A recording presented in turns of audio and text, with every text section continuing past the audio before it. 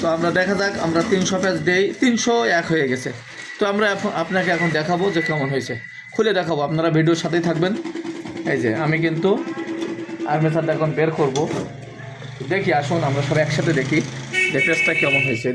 তো আসুন আমরা এখন শুরু করি। ম্যানুয়াল মেশিন, হাত দিয়ে পাকাতে হবে। এটা কাউন্টার মিটার আছে, ডিসি কাউন্টার মিটার, বিদ্যুৎ ছাড়াই কিন্তু এই মেশিনগুলো আপনি সর্বক্ষণ চালাতে পারবেন ইনশাল্লাহ। তো এখন আমরা দেখবো যে কয়েল বাদাই কেমন হয়। এটা কিন্তু আমাদের প্রথম কয়েল, আমরা এই মেশিন দিয়ে কিন্তু আর কয়েল বাদাই করি না, এটাই প্রথম বাদাই করছি। আমরাও দেখবো, আপনারাও দেখবেন কেমন হয়। যদি কোনো ত্রুটি থাকে আমরা অবশ্যই সেটা সমাধান করব।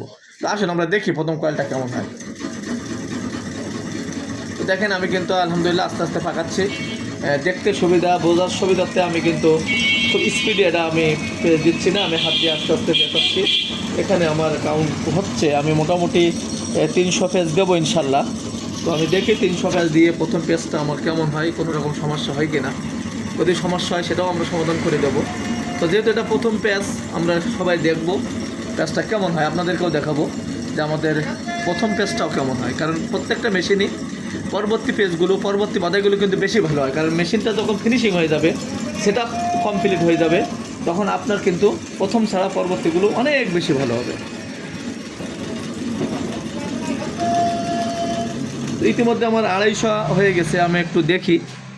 আলহামদুলিল্লাহ, আশা করি খুব ভালো হচ্ছে। তো আরও 50 পেজ আমরা দেবো, আপনারা দেখেন। তো আমরা দেখা যাক, আমরা 300 পেজ দেই, 301 হয়ে গেছে।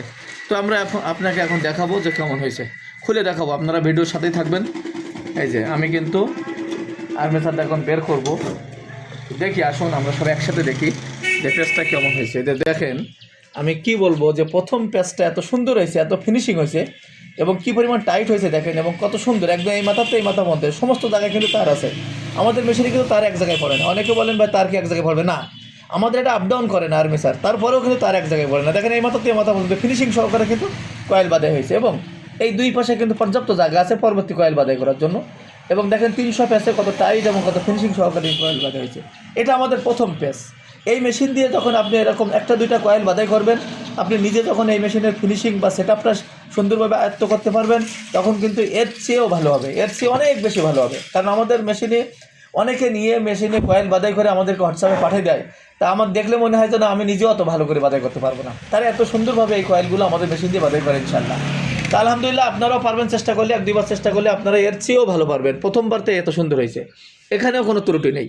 তা যাদের সিলিং ফ্যানের কয়েল বাঁধার ম্যানুয়াল মেশিন, অটো মেশিন দরকার, মোটরের কয়েল বাঁধার মেশিন দরকার, এবং টেবিল ফ্যানের কয়েল বাঁধার মেশিন দরকার, তারা অবশ্যই আমাদের স্ক্রিনে দেওয়া নাম্বারে যোগাযোগ করবেন এবং আমাদের হোয়াটসঅ্যাপেও নক করবেন। আর এছাড়া আমাদেরকে অবশ্যই অর্ডারটি কনফার্ম করে কিছুদিন সময় দেবেন, কারণ আলহামদুলিল্লাহ আমরা সারা বাংলাদেশে কিন্তু এই মেশিনগুলো পাইকারি ও খুচরা বিক্রয় করে থাকি। তা এই মেশিনের উপরে, সেট আপের উপরে ভিডিও আমাদের চ্যানেলে দেওয়া আছে। সেট আপ সংক্রান্ত বিষয় জানতে অবশ্যই আমাদের চ্যানেল ঘুরে আসবেন, আর আমাদের চ্যানেলের সাথেই থাকবেন, আমাদের ভিডিওর সাথে থাকবেন, এবং আপনার সুন্দর পরামর্শ থাকলে আমাদেরকে দেবেন, আমরা সেই পরামর্শ মোতাবেক কাজ করার চেষ্টা করব। আসসালামু আলাইকুম।